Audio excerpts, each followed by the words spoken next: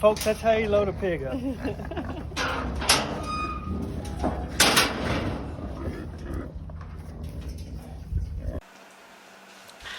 Hey guys, okay, so just finished editing this video from when we took the hogs. I'm way behind on doing this because we took the hogs like 2 weeks ago. And the last half of Tyler's interview is gone. So, kind of just abruptly ends, but y'all get the gist of it. So, hope you enjoyed it. Sorry about the cutoff, and we'll catch y'all on the next one. Thanks, bye.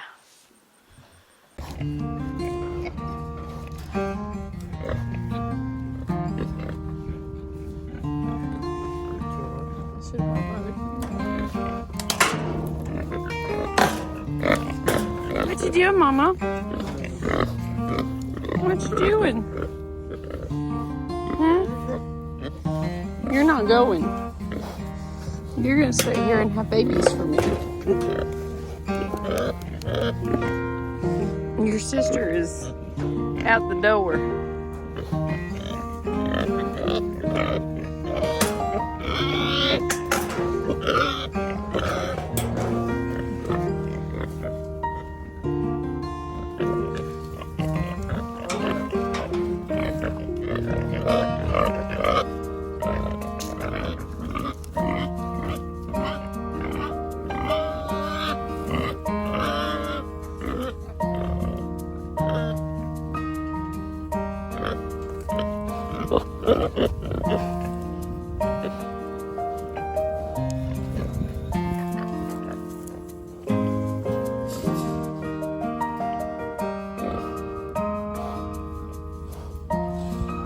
Hold on.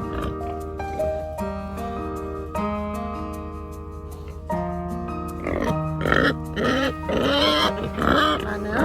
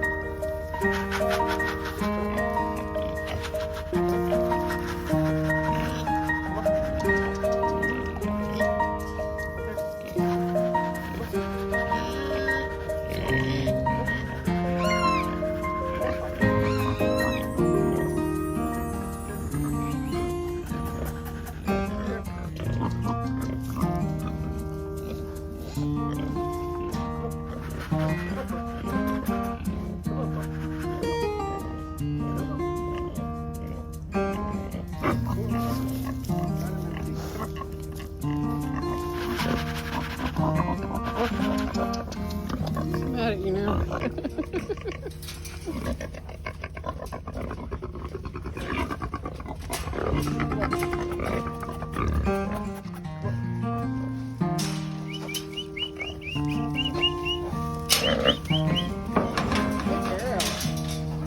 And folks, that's how you load a pig up.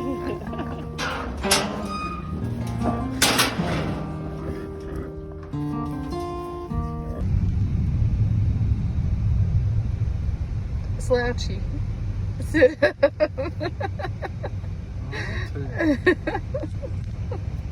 What are we doing today? Taking hogs to the processor. Where are we taking them? To Hez's Meat Market in Monster, Texas. Why do we take them there? Because they got the best sausage in the world. They get, you get your meat back, not somebody else's. And they're good people to deal with. What are we taking? We got one barrel that's about 300 plus, and we got 2 gilts at about 350 plus, I'm gonna say. You've lost your ride. One, or the 2 gilts are for a customer, and the barrel's for us. Are you being my chauffeur? I am driving Miss Daisy. Why are you driving Miss Daisy? Because Miss Daisy don't think that she can make it because of the medication that you're on. What's the medication for? For Lyme disease. Try to get you back to as normal as we can. I know normal, that's not going to happen, but we'll get you as close as we can. Normal's boring. Well, it is. It's for wimps. Yeah. Like I said, normal-ish. Well, I appreciate you taking me. Very welcome. I wouldn't have it any other way. Especially since we are getting our first rain in 2.5 months. That we need, but I don't need it right now. Well, we're loaded now, so it's fine. It can rain here because we're leaving here. Well, then I gotta come back to a mess. But it's okay. We'll take it while we can. Yes, we will. I guess they're clearing that lot out. I'm moving it down here. But... Oh. So that's our chore of the day. Little Rafter 8 hauling company. Pig business. Chauffeur. All in one. All the titles. How long did it take us to load pigs? It took about 40 minutes to back up to the trailer, back up and move pens and pigs around, and they hopped right in, and we was in and out. What breed of pigs do we raise? Black Beauty, Why do we raise them? because they are the most docile, they have the best personalities, they feed out well, and they taste amazing. What about our boar? Blue, he's done his job, and How's his temperament? he's easy going. Unless he's got one thing on his mind, he's a little stubborn, just like all males. But he has done his job, and now he's going to go make sausage. Make sausage, summer sausage, and fill our bellies. How's his babies turned out? They've been pretty dang good. They're long bodied, deep gutted. Out of the last litter, we got some pretty good gilts that would turn into good breeding sows. Too bad we're getting out of the breeding program. We probably have a pen full, as my wife would say. How can we still raise pigs and get out of the pig breeding business? So we have some really close friends of ours that we have gotten all of our Black Beauty pigs from. That is what they do.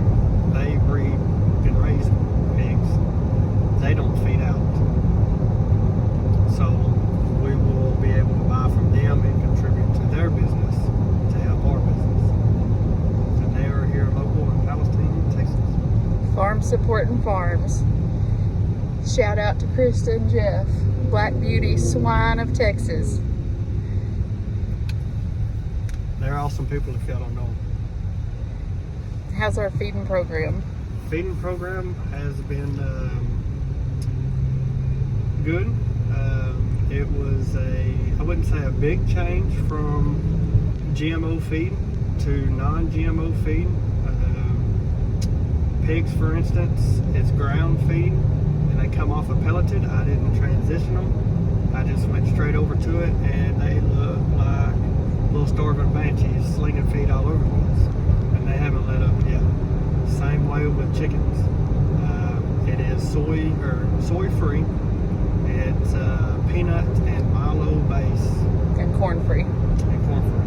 Sorry about that. But why did we switch to soy free and corn free feed? One, it doesn't cause inflammation in the long run in your meat. And people that's got rheumatoid arthritis or any kind of arthritis or any problems with Autoimmune disease, like Amanda,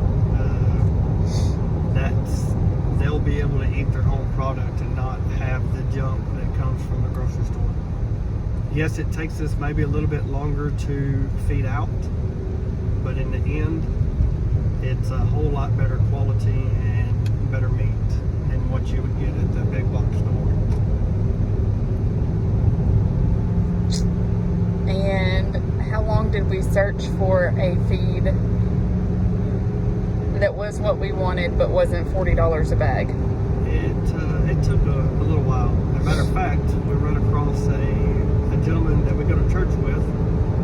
He was already feeding the chicken layer pellets, and he introduced us to it. And they are out of Monster, Texas as well, called Tony's Feed and Seed, and they mill everything there on site. You have to call in advance to get your order because everything is made fresh. We carry right now hog feed and layer feed and broiler feed. So if anybody is interested to try it, reach out to us. We keep it on stock at all times. We make a run at least once a month, if not twice a month. And it was a good change for us. And not paying $35, $40 a bag for the competitors out there. It's real reasonable. Matter of fact, we had a lady drive up to Conroe, or from Conroe, and pick up 500 pounds of layer feed this last weekend. So for anybody who doesn't know where we are and where Conroe is, how far is that? That is about an hour and 30 minutes from our house in Slocum, Texas. It is a suburb of Houston. And we are right in the middle of Houston and Dallas, Texas. What's my next question? We're going to do a little interview show. We got 3 hours to do it. About how many feed customers do we currently have without really advertising or marketing?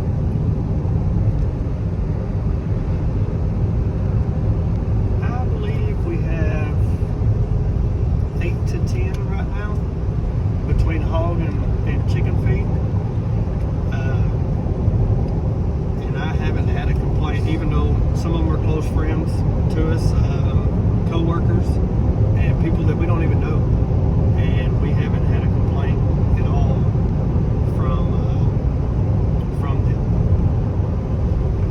So since it's milled fresh and it's not full of all the preservatives that you get in the feeds from your big box places, how do we keep it fresh? As long as you keep it in a dry, fairly cool environment. Maybe keeping it on a pallet to get some airflow underneath. Because if not, if there's any kind of moisture, it will start to mold. And that's something that you don't want to get into because it could, cause problems with your animals on down the road. But also, it's fresh, so it don't have all the junk in it. On average, how long I guess not on average because we normally don't keep it that long, but what has been our longest storage on feed in our new storage system where it did not mold? So that's going to be... Let's ask that a question again. So 3 months would be the longest that we were able to keep the feed in a dry, cool We haven't tried longer. That's just about, and that was in layer feed. So,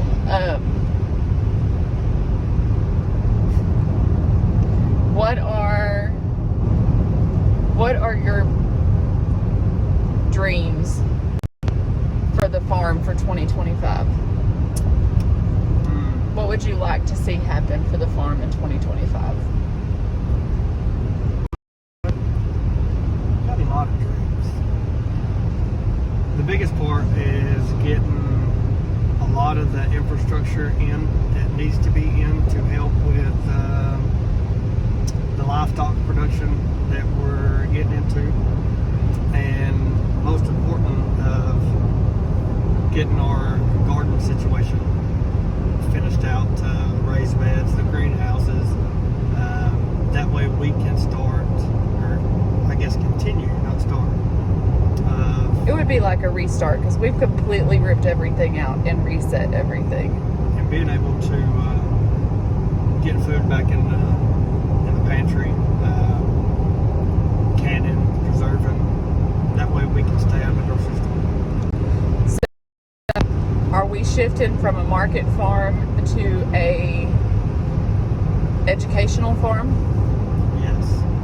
And why are we doing that? And the reason why is my lovely bride here, she does not like to stop. And with this Lyme disease, is that stress level is already to the max. And that is one thing that doesn't go well. And with being in the market side of things, and for instance, this last year, we planted 380 tomato plants one evening. That next night, our neighbor's cows got into our place and destroyed 380 tomato plants. So what did that do? That sent the stress level sky high. And the squash, and the cucumbers, and the watermelons, and the pumpkins, and every other thing that we had plants in. So therefore, that is one of the big reasons why we're getting out of the market side of things. Nothing against trying to feed our community, is more focusing on the family side of things and educational. That way we can share our knowledge with other homestead families, and not even necessarily homestead, just families in general that's wanting to get into this line of trying to help their families out. So instead of us feeding the community, what are some of the things that we're still going to offer that are for the community? So we're still going to offer pork sales of meat, sausage, bacon, pork chops, anything pork related that way, and then meat birds, chickens. How do we run how do we raise our meat birds? So our meat birds they are in a brooder for 4 weeks, and then they're on pasture the rest of their life. And so it's an 8-week process of when they hit our place to when it's time for them to go in the freezer. It's about 8 weeks, and they're anywhere from say 4.5 to 7 pounds when we dress them. And they're also on the non-GMO feed as well. What other poultry are we adding in this year? We're going to have turkeys. And they'll be ready by Thanksgiving. Of 2025, not 2024. Yes, 2025, because if we was doing 24, we would be behind. Y'all be getting turkey nuggets. So Amanda will be reaching out or putting it on our website. And if y'all haven't gone and seen our website, go take a look at it, because there is a different things that she has on there of daily quotes and what kind of products we have and when they'll be ready, and different information that you can take a look at. And then she'll have all the dates of when things will be ready. what we have in stock, and you'll be able to order through that. Or if you have any questions, you can be able to ask questions